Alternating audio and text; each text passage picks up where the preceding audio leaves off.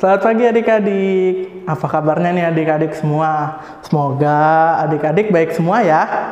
Nah, untuk sekarang kita masih beribadah lewat video nih karena keadaannya lagi seperti ini. Nah, adik-adik di rumah harus rajin-rajin jaga kesehatan ya. Seperti rajin cuci tangan, makan makanan yang sehat, dan jangan sering-sering main keluar rumah. Oke? Oke, kakak Daniel mau nanya nih, siapa yang tadi pagi bangun tidur langsung berdoa dan ucap syukur? Ayo.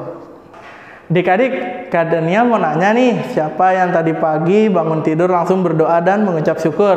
Ayo. Nah, adik-adik, kita setiap saat harus rajin berdoa ya dan mengucap syukur dari pagi, siang, sore, sampai malam sebelum kita mau tidur.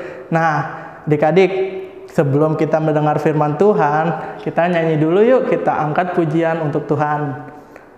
Musik. Sini senang, di sana senang, di mana-mana hatiku senang. Di sini senang, di sana senang, di mana-mana hatiku senang. Haleluya, puji Tuhan, haleluya, puji Tuhan, haleluya, puji Tuhan, haleluya, haleluya, puji Tuhan, haleluya, puji Tuhan, haleluya, puji Tuhan, haleluya. Halo, selamat pagi adik-adik. Apa kabar? Udah pada mandi belum? Hah? Udah kan? Udah mandi pastinya, karena kita sebentar lagi mau dengar firman Tuhan yang dibawakan oleh Kak Deris. Masih kenal kan Kak Deris? Nah, mudah-mudahan masih kenal, karena kita udah beberapa minggu ini udah nggak ketemu-temu lagi nih. Tapi kalian harus tetap di rumah aja, karena kita harus memutus mata rantai pandemi virus corona. Jangan lupa jaga kebersihan. Nah adik-adik, untuk mempersiapkan firman Tuhan hari ini, kita mau baca dari kitab Rut yang ada di Perjanjian Lama. Nah, kita buka dari kitab Rut pasal 1 ayat 1 sampai dengan 14.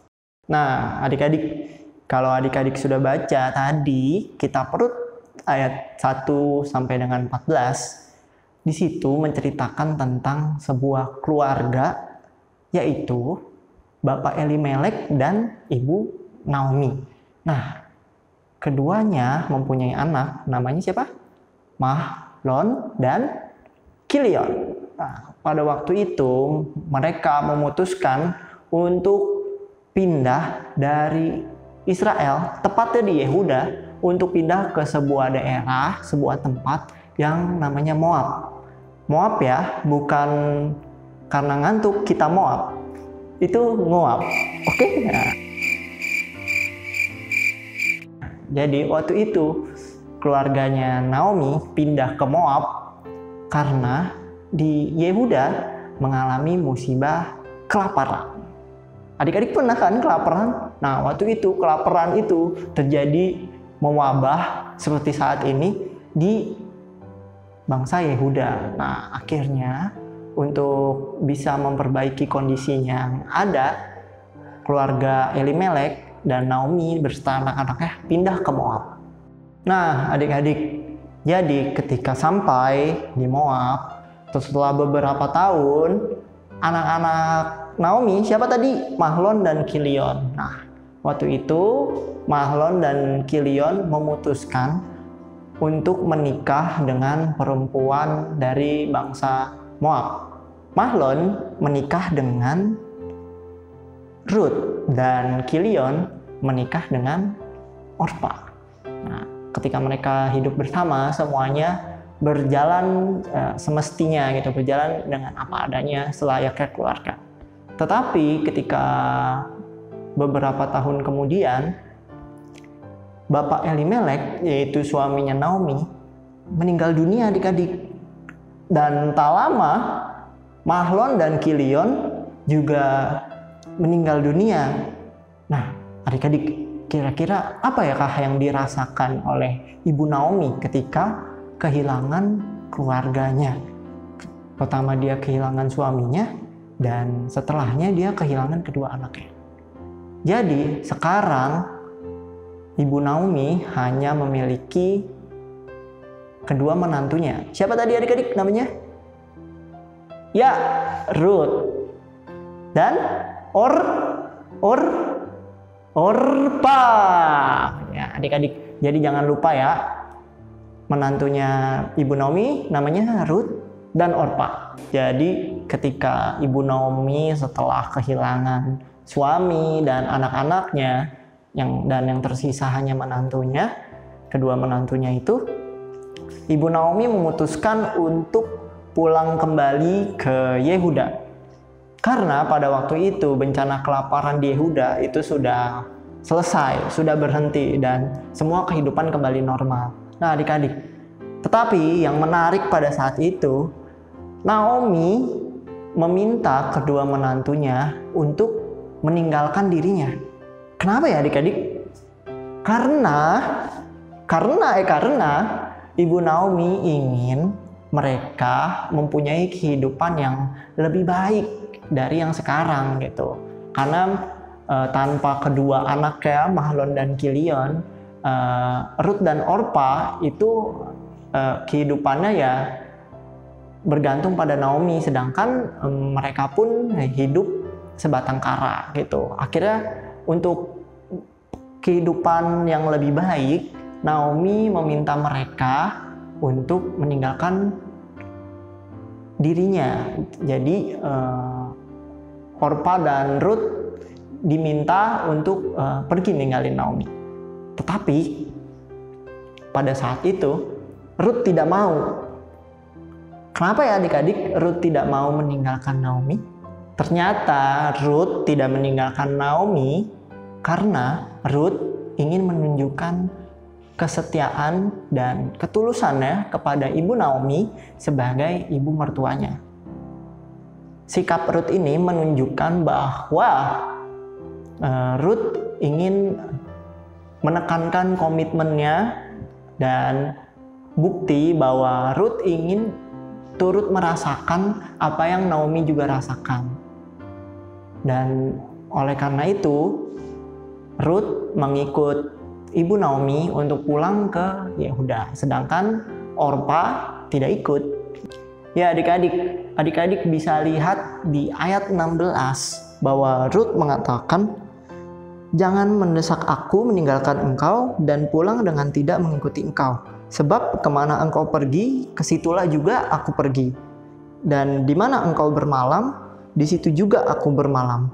Bangsamulah bangsaku, dan Allahmulah Allahku." Nah, mendengar pernyataan Ruth yang seperti itu, Naomi ya akhirnya memutuskan untuk mengizinkan Ruth mengikut untuk pulang ke Yehuda, ke Israel. Nah, apa sih yang ingin ditunjukkan atau disampaikan melalui cerita Ruth ini? Adik-adik, melalui Ruth kita mau melihat bahwa iman yang benar itu melahirkan kasih dan setia yang tulus dan jujur. Sama seperti apa yang dilakukan Ruth kepada Naomi.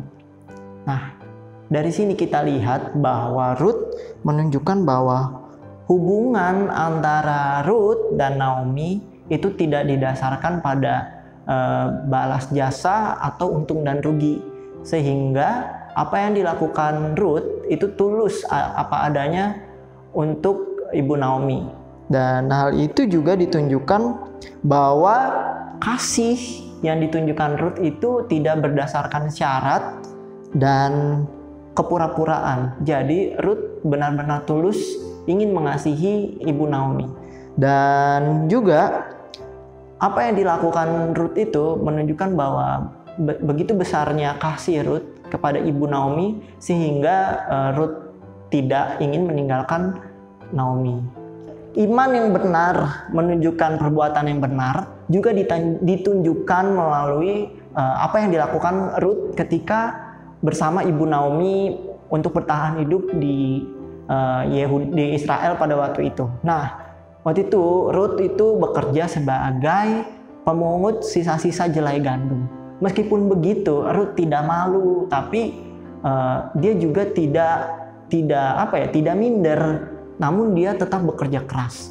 Selain itu, bukan hanya untuk memenuhi kebutuhan hidup Ruth bekerja, tapi Ruth bekerja juga untuk sebagai tanggung jawabnya untuk bisa menjaga dan memelihara kehidupan dirinya bersama Ibu Naomi.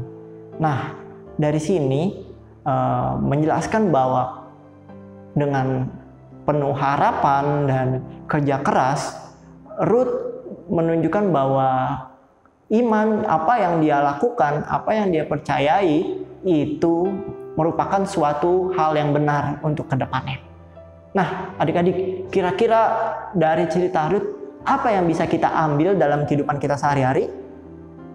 Adik-adik, dengan sikap yang ditunjukkan oleh Ruth, kita mau belajar bahwa dengan mempercayai Allah, dengan menyerahkan kehidupan kita kepada Allah, dengan beriman kepada Allah, kita percaya bahwa Allah akan selalu memelihara kehidupan kita. Dengan situasi dan kondisi apapun yang terjadi dalam kehidupan kita, kita harus selalu percaya bahwa Allah selalu menjaga dan menyertai kehidupan kita. Nah, adik-adik, sama seperti kondisi yang kita alami saat ini, meskipun situasi dan kondisi yang saat ini kita rasakan itu berbeda dari situasi yang normal dan semua harus dilakukan dengan penuh kesabaran, kita harus bisa menahan diri untuk tidak keluar rumah, untuk terus menjaga jarak. Nah, adik-adik, Tuhan tetap beserta dalam setiap apapun yang kita lakukan dalam kehidupan ini. Jadi intinya, kita gak usah lagi khawatir ataupun cemas kepada masa depan kita. Kita harus tetap percaya bahwa Tuhan tidak pernah meninggalkan kita, sehingga kita bisa terus optimis dan terus punya harapan bahwa kehidupan yang di masa depan dan di selanjutnya kita memiliki kehidupan yang terjamin, karena Tuhan telah menjanjikan kita bahwa Dia tidak akan pernah meninggalkan kita dalam situasi apapun. Dia selalu beserta kita terus. Nah, adik-adik, selain itu, cinta kasih Ruth kepada Ibu Naomi itu tidak muncul secara instan atau secepat kita masak Indomie. Nah, cinta kasih itu muncul melalui sebuah proses perjalanan hidup yang panjang gitu. Nah, sama seperti kita, ketika adik-adik ingin terus bisa mengasihi sesama, mengasihi orang tua kita, nah adik-adik harus bisa terus berproses. Misalnya gimana? Kita harus melakukan sesuatu yang benar dan baik itu secara rutin. Seperti apa? Misalnya kita membantu mama di rumah dengan rajin ngepel, nyapu, ataupun dengan rajin belajar. Ketika kita melakukannya konsisten, kita rutin, dan itu bakalan menjadi kebiasaan atau karakter kita yang terbentuk dengan diri secara sendirinya. Nah, adik-adik, begitu juga ketika kita menjaga hubungan kita dengan Tuhan Yesus. Nah, bagaimana caranya untuk kita bisa mempunyai harapan kepada Tuhan Yesus? Kita harus bisa terus berdoa dan baca firman Tuhan setiap hari. Melalui doa dan baca firman Tuhan, kita bisa mengenal dan mengetahui kehendak Tuhan dalam kehidupan kita. Dan melalui doa, kita juga bisa berkomunikasi dan menyampaikan segala perasaan dan keinginan kita kepada Tuhan. Yang perlu kita yakini bahwa Tuhan Yesus selalu mendengar setiap doa-doa kita dan selalu memahami apa yang kita rasakan saat ini. Intinya, kita harus tetap berpegang dan terus berpengharapan kepada Tuhan Yesus. Ya, adik-adik, apa yang telah kita dengar tadi dan apa yang telah kita sampaikan kiranya bisa menjadi renungan buat adik-adik di rumah dan bisa adik-adik lakukan dalam kehidupan adik-adik sehari-hari. Nah, adik-adik, untuk menutup firman Tuhan hari ini, mari kita berdoa.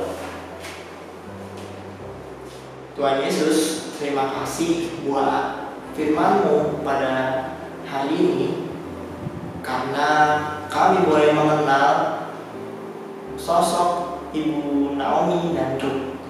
Melalui firman Tuhan hari ini kami diajarkan bahwa kami harus selalu bisa meyakini dan percaya kepadamu bahwa Engkau memelihara setiap kehidupan kami. Terima kasih Tuhan, kiranya apa yang telah kami dengar bisa kami lakukan dalam kehidupan kami sehari-hari. Biarlah semuanya ini kami serahkan ke dalam tangan-Mu ya Tuhan Yesus. Terpuji nama Tuhan kekal sampai selamanya. Amin.